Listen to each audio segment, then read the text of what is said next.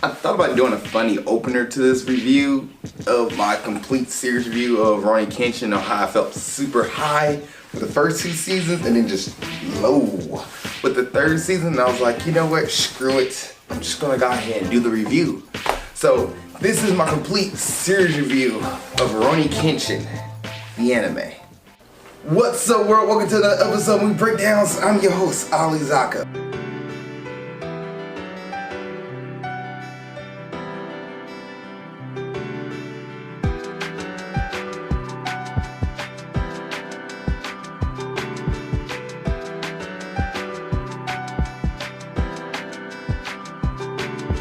What's up, world? Welcome to another episode of Movie Breakdown Series Review. I'm your host, Ali Zakka. What's Movie Breakdown Series Review? We look at TV shows, anime, movie series, give them a grade A through F, plus and minus and do count, and then we give an overall grade at the end of the series, the end of the season, wherever the case may be. And there's a series when we review, please put in the comment section below and I get to as best I can.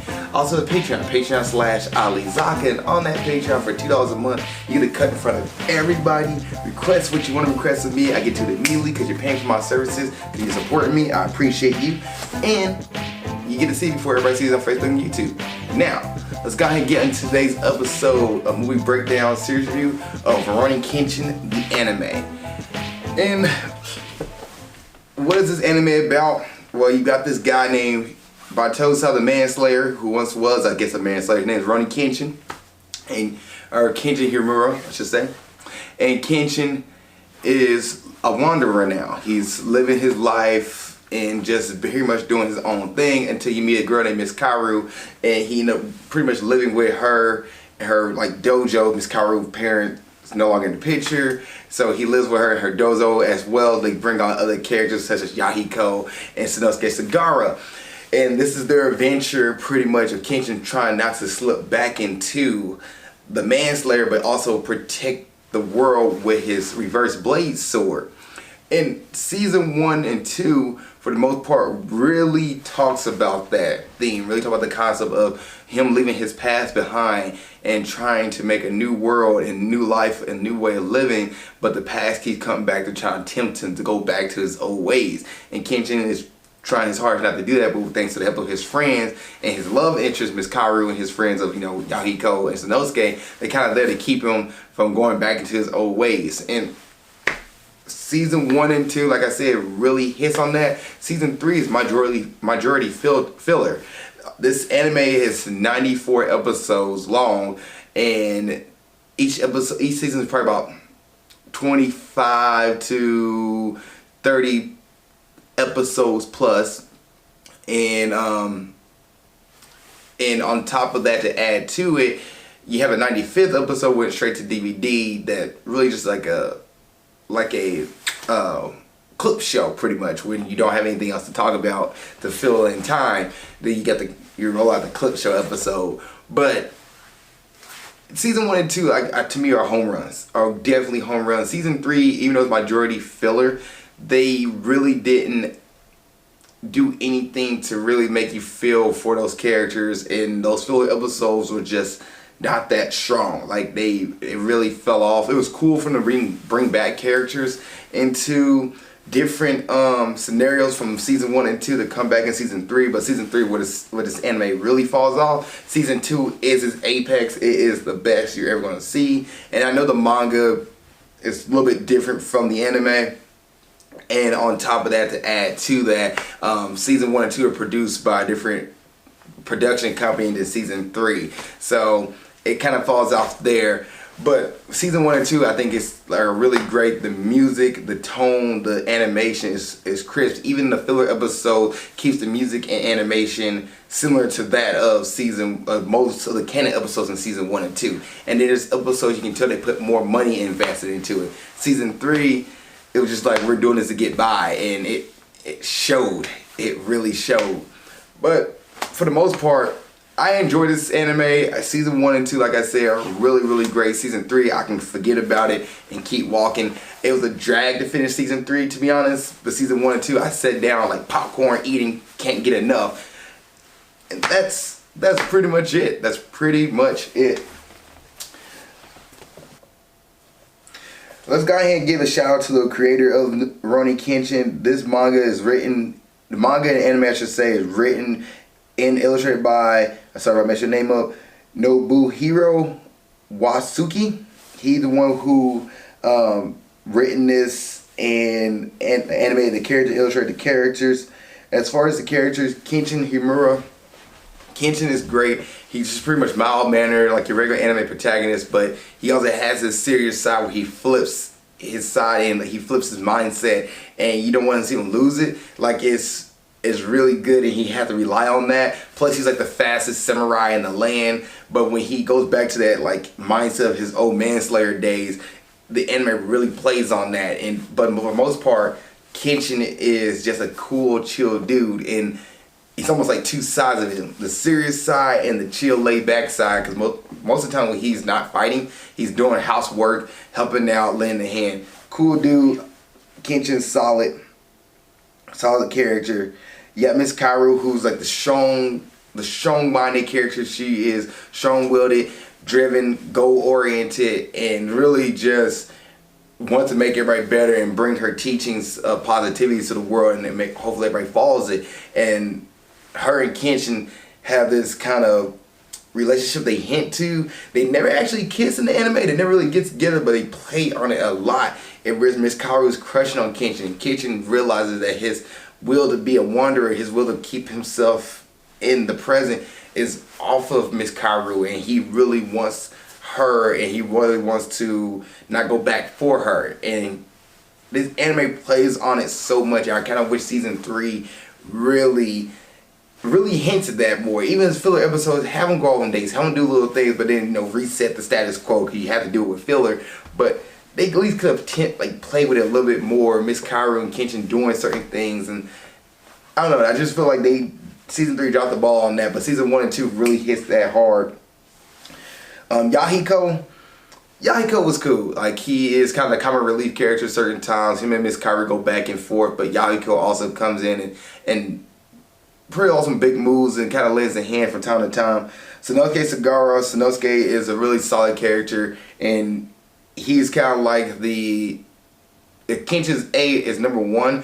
Sanosuke is number 2, and for the most part, he is like the guy who, I want to say like Krillin, because Krillin take L's in Dragon Ball and Dragon Ball Super, but Sanosuke is there to help out, and he can hold his own at times, but then there's times when he can't. He's a cool character. Miss Megumi, she's a doctor character. She's here, there. She comes in and shows up, but for the most part, she is kind of like, she's just a side character. Aoshi, he is an antagonist, and Aoshi, he's there in season 1. He's on a revenge tour in season 2, and in season 3 he just shows up for a few filler episodes, but his arc is actually a solid arc. Miss Masao is a great character that gets introduced in season 2. She's a solid, fun character. Kind of becomes a more comic relief character, but at the same time, like, she's there, but also without her, there's a lot of things that wouldn't happen. I think a fun character to have. As far as villains goes, or antagonists, season 1 has a handful of antagonists that you don't get attached to any of them. They kind of make appearances there, but the villain they add to the storyline of Kenshin trying not to lose himself. So they do play a part for that, but for the most part, they're just really there. Until you get season 2, you get Shishio. Shishio is probably the most villainous character in Rurouni Kenshin. He is the guy that Kenshin really has to work on not slipping back into the Baito side of the defeat, and really makes an impact on the series. I think he was great for this season. You kind of learn more about his background, but really just as far as antagonist and being the menacing character he is, I think Shishio did a great job of that. Saito was a cool character, antagonist to Kenshin. He was like Kenshin's rival, and I think Saito did a good job. I think he was a solid, cool design character that I really loved. I wish we would have got more filler of him in season 3, but no, he pretended to be dead at the end of season 2, but he was around, but he didn't show back up, and it kind of disappointed. They kept him dead, but everybody else they brought back. And that's pretty much it for Rurouni Kenshin and those characters I really want to bring up. As far as, music, I think, like I said in my season 1 review, the music is so good. It's really one of the best original soundtracks I heard for an anime, and it's played at right times. It's played when the moment could be serious, you get the serious music. You play when the moment could be like lighthearted, you get the lighthearted fun music. Even the soundtrack is just, you hear the Rurouni Kenshin theme song, you be like, yeah, that's some good music, man. That's some really good music. It's just done really, really well, and it sucks that season 3 didn't use that music enough, and that season 1 and 2 went all out with it. Animation, there are certain times you watch this anime and the animation is just as good as it was in the 90s as it is in 2021. It is phenomenal. And then season 3, the animation is like, yeah, this is definitely a 90s cartoon. So the animation is okay, like in season 3, but season 1 and 2 is spot on, really, really great. I think if this anime ended with season 2, it would have been great. It would have been fine. You could say it's one of the best animes of all time. But because they did a season 3, and when you watch a series, you gotta review it all. You just can't pick and choose what you want to review. And I felt like season 3 hurt this anime as a whole. If you go back and watch my reviews of each individual season, season 1 is an A-, season 2 is an A+, season 3 is a D+. Like, that shows you how much season 3 fell off compared to season 2 and 1. And I think handing the buck off to a different studios produce this anime in season 3 really hurts it too. Like, you should have kept the same one. Like maybe they lost, I don't know, maybe if I was the writer of this and this was my baby and season 1 and 2 was done really well, and they was like, well, I'm still working on season 3, so let's create these filler episodes. I always would be in the room with them and say, okay, what y'all doing with the filler episodes? How y'all portraying these characters? I feel like they didn't do that. I feel like they were just like, we just throw this out here and keep it going. We're making another dude who's quick as little Batosa, but Kenshin's gonna beat him anyway. We'll make a guy who can freeze time, but it frees you using, artifacts and different things. But like, where he get it, I don't know. We'll roll with it. Like, season 3 really hurts it. And maybe if they kept the music, I probably would have been all aboard, but they didn't. Like, I was waiting to listen to the Kenshin's theme song when he shows up to save the day, and you don't get that at all. You get a few soundtracks from season 2, but it was just like, yeah, we just put this out here. And that's how it feels. But season 1 and 2, phenomenal. Season 2 is probably one of the best seasons. I will put season 2 with any manga or anime arc out there. I will put it against the Frieza saga when it comes to like top anime shonen arcs there are. Like, it is so good that it is worth the watch for anybody. If you're into anime, if you're into mangas, watch season 2 of Rurouni Kenshin. I don't care if you watch season 3, don't do it. But season 2 is definitely worth your time, definitely worth the investment. That's what I gotta say. Is Rurouni Kenshin at the end of the day an anime you should watch? Yes, definitely watch Rurouni Kenshin. It is worth the watch in grading time. Because you see my review, Rurouni Kenshin season 1 got an A-, that's 90%. Rurouni Kenshin season 2 got an A+, that's 100%. Rurouni Kenshin season 3, even though it pains me to say it, got a D+, that's a 69%.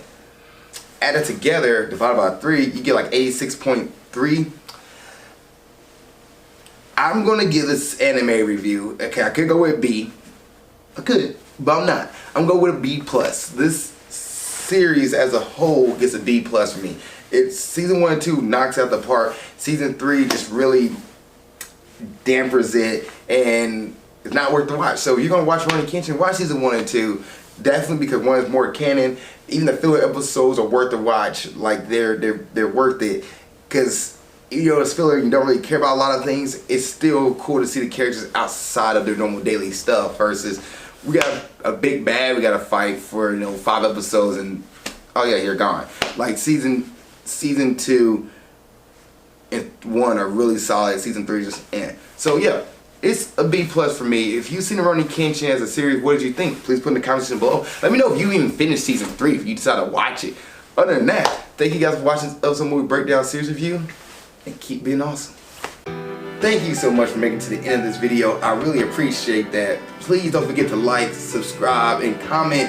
If there's a review you want me to watch or do, let me know. Please put it in the comment section below this video. Also, you want to watch the last episode movie breakdowns, it's right there. Just gotta click on it and you'll be able to watch it. Thank you guys so much. I appreciate it. Love y'all and keep being awesome.